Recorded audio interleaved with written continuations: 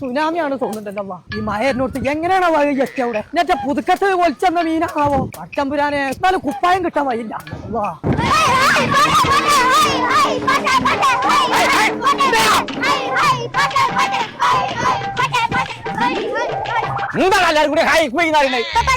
School കൂട്ടി അപ്പൊ ഞങ്ങൾക്ക് മറൈൻ എക്സ്പോക്ക് കൊണ്ടുപോയി. മറൈൻ എക്സ്പോ എന്നാലും വന്നിട്ടല്ലേ ഉള്ളൂ. ഞാനൊന്നും മറിയാതെ പഠിച്ചാൻ പറ്റുമോ നോക്കട്ടെ.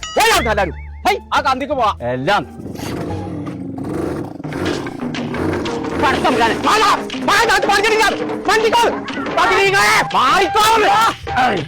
അടുപ്പിക്കാ പോണേ. തവളെ ശ്രദ്ധിച്ച് കേക്കേ. എന്താ ഞാൻ മാത്രം കണ്ടിട്ടുള്ളേ എത്താനൊന്ന് പറയാന്. ആ മുണ്ടേല് ഗ്രൗണ്ടിന്റെ ഔട്ട മതിൽമലേ ഒരു പെണ്ണുണ്ടീ മീനായിട്ട് കടക്കണേ. അവ ഞാൻ തോട്ടുന്ന് വിളിച്ചാന്നേക്കാരം. റോട്ടിന്ന് വിളിച്ചൊന്നല്ലേ ഒറ്റ അടിയാണ് അടിച്ചാണ്ടല്ലോ. തവളെ ഒന്നിനത്രം പോകുന്ന പെമ്പർന്നോളൂ അയില കടക്കണ പോലെയല്ല കടക്കണേ. ഒന്നിനത്രം പോകുന്ന പെമ്പർന്നോളോ തോന്നണു. അതാ മറൈൻ എക്സ്പോന്റെ ബോഡി കാരൻ. മറിയമ്മല്ല ഓളങ്ങനെ കടക്കൂല. ചങ്ങായി വെളുത്ത് തുടുത്തൊരു പമ്പർന്നോളാണ്. നോക്കിയാ ഇങ്ങനെ കടന്നിക്കണതേ. ഞാനാകെ പേടിച്ചു പോയേ. ഇങ്ങനെ കിടക്കുന്നു പറഞ്ഞ് എന്നാ ഒന്നും നോക്കണ്ട. സൈൻ തന്നെയാണ്. വണ്ടിപ്പോ കയറിക്കാ പോയി നോക്കിട്ട് ബാക്കി പരിപാടിയുള്ളൂ. ഓളിപ്പോ മനുഷ്യനെ കൊണ്ട് അറിയിച്ചാ മതിൽ വന്ന് കടന്നു പറഞ്ഞിട്ട്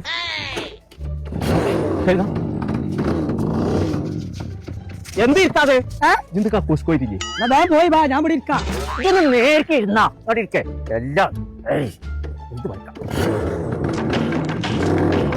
പോയേ അവിടെ എവിടോ ആണനി. എവിടെ